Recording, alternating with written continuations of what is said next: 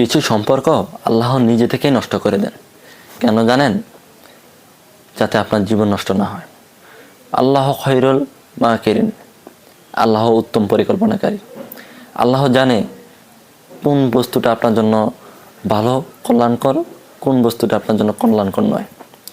যে বস্তুটা, যে জিনিসটা, যে মানুষটা আপনার জন্য কল্যাণকর, আল্লাহ তাকে আপনাকে দান করবেন। আর যে জিনিসটা আপনার জন্য কল্যাণকর নয়, সেটা আপনার থেকে উঠিয়ে নিয়ে যাবে। আল্লাহর সুন্দর সৃষ্টির মধ্যে মানুষ, আমি, আপনি একটি অন্যতম সৃষ্টি। আমরা আশরাফুল মাখলুকাত, আমরা সকল জীবের মধ্যে শ্রেষ্ঠ জীব। আল্লাহ কখনোই চান না তার মাখলুকাত, তার সুন্দর জীব, তার সুন্দর সৃষ্টি, সুন্দর এবং শ্রেষ্ঠ জীব মানুষ কষ্ট পাক, ভেঙে পড়ুক, চুরমার হয়ে যাক, অন্তরে কষ্ট রাখুক, বেদনা পাক। তিনি সবসময় আমাদের ভালোটাই চান, তিনি সবসময় আমাদেরকে উত্তমটাই দান করেন। কখনো হতাশ হবেন না। প্রিয় মানুষটা চলে গেছে, প্রিয় বস্তুটা হারিয়ে ফেলেছেন, কাছের মানুষ চলে গেছে, ধোঁকা দিয়েছে, ধোঁকা খেয়েছেন, হতাশাগ্রস্ত অনেকবার হয়েছেন, তারপরও উঠে দাঁড়ান।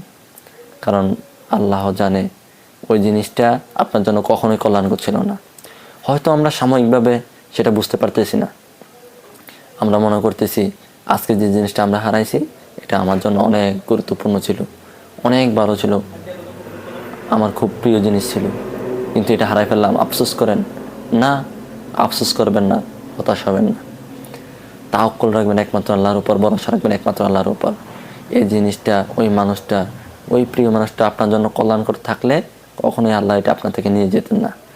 ওই মানুষটা কল্যাণকর ছিল না বলেই আপনার জীবন থেকে সরে গেছে, আল্লাহ তাকে সরাই দিয়েছেন।